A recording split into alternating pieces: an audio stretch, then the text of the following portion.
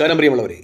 ഡിവൈഎഫ്ഐയുടെ മുൻ സംസ്ഥാന അധ്യക്ഷനും തലശ്ശേരി മുൻ എം.എൽ.എയും രണ്ടാം പിണറായി സർക്കാരിൽ നിയമസഭാ സ്പീക്കറുമായിരുന്ന എ.എം. ഷംസീർ CPM വിടുന്നു എന്ന രീതിയിൽ കഴിഞ്ഞ ദിവസങ്ങളിൽ ചില ഓൺലൈൻ മാധ്യമങ്ങൾ വാർത്ത പ്രസിദ്ധീകരിച്ചിരുന്നു. ആ വാർത്ത തുടരുന്നത് ഇങ്ങനെയാണ്: എ.എം. ഷംസീർ മുസ്ലിം ലീഗ് നേതൃത്വവുമായി ചർച്ച നടത്തുന്നു. ഒരുപക്ഷെ പി കെ കുഞ്ഞാലിക്കുട്ടി അദ്ദേഹത്തിന് മുസ്ലിം ലീഗിൽ മെമ്പർഷിപ്പ് അടുത്ത ദിവസങ്ങളിൽ തന്നെ നൽകിയേക്കാം. മാത്രമല്ല, അദ്ദേഹത്തിന് ഉറപ്പുള്ള ഒരു പാർലമെൻറ്റ് സീറ്റ്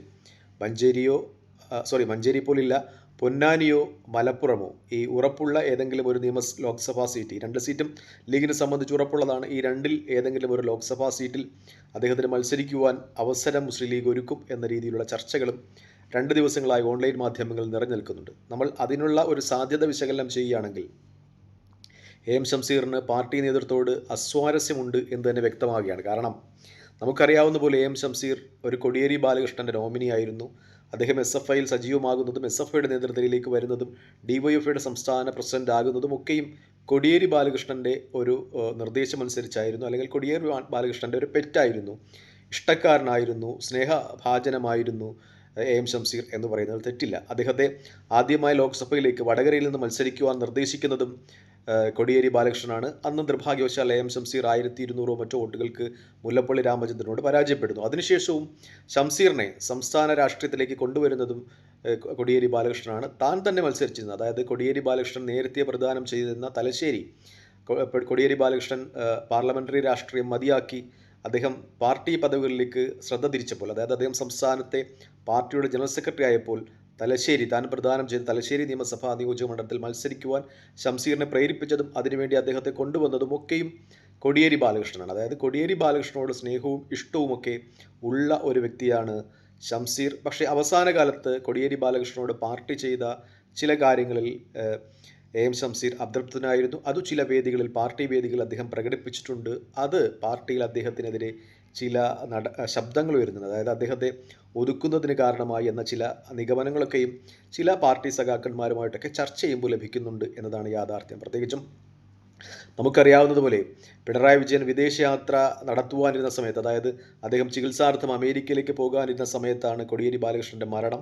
കോടിയേരി ബാലകൃഷ്ണൻ ആഗ്രഹിച്ചിരുന്നത് തിരുവനന്തപുരം മുതൽ കണ്ണൂർ വരെ പാർട്ടി സഖാക്കളുടെയും ജനങ്ങളുടെയും ഒക്കെ അന്തിമോപചാരം ഏറ്റുവാങ്ങിയിട്ടുള്ള ഒരു അന്ത്യയാത്രയായിരുന്നു അദ്ദേഹം ആഗ്രഹിക്കുകയും അദ്ദേഹത്തിന് വേണ്ടി ജനങ്ങൾ നൽകുവാൻ ആഗ്രഹിക്കുകയും ചെയ്തു. പക്ഷേ പിണറായി വിജയൻ ഇടപെട്ട് അദ്ദേഹത്തിൻ്റെ സംസ്കാര ചടങ്ങുകൾ വളരെ നേരത്തെ ആക്കി എന്ന ഒരു ആരോപണം പാർട്ടി പ്രവർത്തകരുടെയും അണികളുടെയും സൈബറിടങ്ങളിലെ ചില സഖാക്കന്മാരുടെയും ഒക്കെ ഭാഗത്തുനിന്നുണ്ടായിരുന്നു. ചില സഖാക്കന്മാരല്ല, ഒട്ടുമിക്ക സഖാക്കന്മാരുടെയും ഇടയിൽ നിന്നുണ്ടായിരുന്നു. പക്ഷേ കമ്മ്യൂണിസ്റ്റ് പാർട്ടിയുടെ ചട്ടക്കൂട് വെച്ച് അവിടെ ജനാധിപത്യം ഇല്ലാത്തതുകൊണ്ട്, ഒരു പാർട്ടി ഇരുമ്പുമറ ഉള്ളതുകൊണ്ടും അവർക്ക് തങ്ങളുടെ അഭിപ്രായങ്ങൾ തുറന്ന് പ്രകടിപ്പിക്കുവാൻ കഴിയാത്തതുകൊണ്ടും അത്തരം അഭിപ്രായങ്ങൾ കുഴിച്ചുമൂടപ്പെടുകയായിരുന്നു. പക്ഷേ എ.എം. ഷംസീർ തൻ്റെ ഇത്തരം അഭിപ്രായങ്ങൾ ചില വേദികളിൽ തുറന്നു പറഞ്ഞു. അതുകൊണ്ട് അദ്ദേഹത്തിനോട് പിണറായി വിജയൻ ഉൾപ്പെടെയുള്ള നേതൃത്വത്തിന് അതൃപ്തി ഉണ്ടായി എന്ന ഒരു വിശകലനം എന്തായാലും ഇതോടനുബന്ധിച്ച് പുറത്തു വരുന്നുണ്ട് എന്നതാണ് യാഥാർത്ഥ്യം.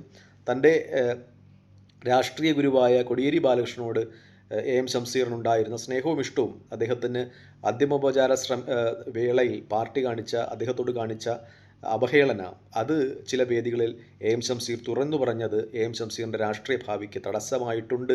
ആ ഒരു തിരിച്ചറിവാണ് അദ്ദേഹം ഇപ്പോൾ CPM വിടുന്നത് എന്ന രീതിയിലുള്ള ചില വിശകലനങ്ങളൊക്കെയും വരുന്നുണ്ട് എന്നതാണ് യാഥാർത്ഥ്യം. മറ്റൊന്ന്, അദ്ദേഹത്തോട് CPM കാണിച്ച ഒരു അവഹേളനം, അതായത് രണ്ടാമതും തലശ്ശേരിയിൽ നിന്ന് തിരഞ്ഞെടുക്കപ്പെട്ടിട്ടും അദ്ദേഹത്തെ സംസ്ഥാന മന്ത്രിസഭയിൽ ഉൾപ്പെടുത്തിയിരുന്നില്ല ആദ്യഘട്ടങ്ങളിൽ.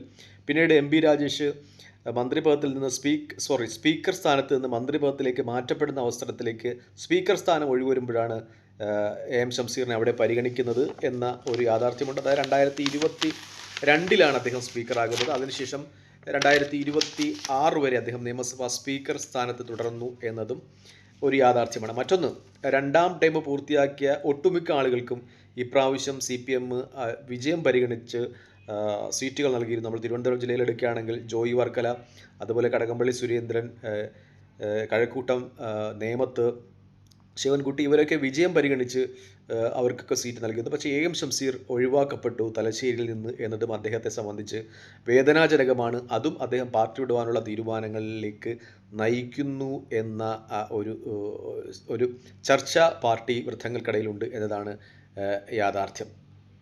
പ്രത്യേകിച്ചും പിണറായി വിജയൻ തൻ്റെ മരുമകനു വേണ്ടി മുഹമ്മദ് റിയാസിന് വേണ്ടി ഒരു മുസ്ലിം കൂടിയായ എം ഷംസീറിനെ ഒതുക്കുന്നു എന്ന ഒരു ചിന്ത എം ഷംസീറിനുണ്ട്. കാരണം മുഹമ്മദ് റിയാസ് മുസ്ലിമാണ്. അപ്പോൾ മറ്റൊരു മുസ്ലിം നേതാവ് മുഹമ്മദ് റിയാസിന് പകരം പാർട്ടിയിൽ ഉയർന്നു വരണ്ട എന്ന ഒരു ചിന്ത പിണറായി വിജയൻ ഉണ്ടായതായി ചില നിഗമനങ്ങളും ഒക്കെ വരുന്നുണ്ട് എന്നതാണ് യാഥാർത്ഥ്യം. പ്രത്യേകിച്ചും നമ്മൾ ഈ ചർച്ച ചെയ്യുമ്പോൾ പാർട്ടിയിലെ ചില പ്രവർത്തകർക്ക് ഉന്നയിക്കുന്ന ഒരു കാര്യമുണ്ട്.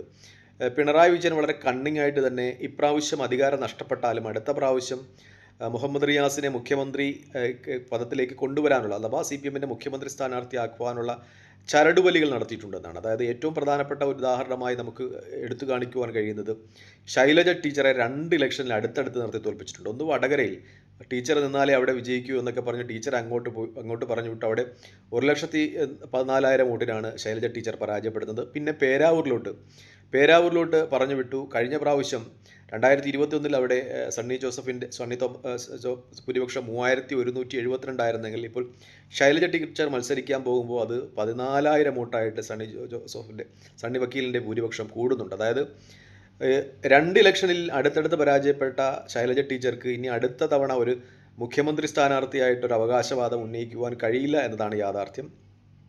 പക്ഷേ CPM-ഉം ഒപ്പം പിണറായി വിജയനും പറയുന്നൊരു കാര്യമുണ്ട്.